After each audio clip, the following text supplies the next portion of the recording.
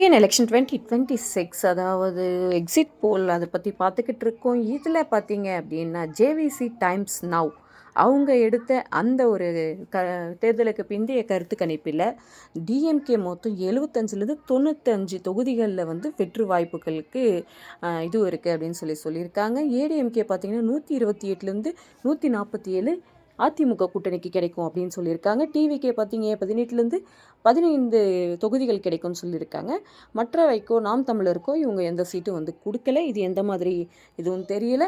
ஆனால் இந்த ஜேவிசியை பொறுத்த வரைக்கும் அதிமுக வந்து தனி பெரும்பான்மையோடு வெற்றி பெற்று ஆட்சி பிடிக்கும் அப்படின்ற ஒரு கருத்து கணிப்பை தான் இவங்க சொல்லியிருக்காங்க. பட் எதுவாக இருந்தாலுமே கள நிலவரம் களத்தில் இறங்கி கேட்டிருந்தா இல்லை பூத்துக்கு வெளில நின்று கேட்டிருந்தா மட்டும்தான் இது அதிகபட்ச இது தொகுதி இதுவாக கன்வெர்ட் ஆகுமே தவிர சதவீதத்தை வச்சு நாம் வந்து எத்தனை சீட் அப்படின்றத முடிவு பண்ணவே முடியாது தமிழ்நாட்டை பொறுத்த வரைக்கும்.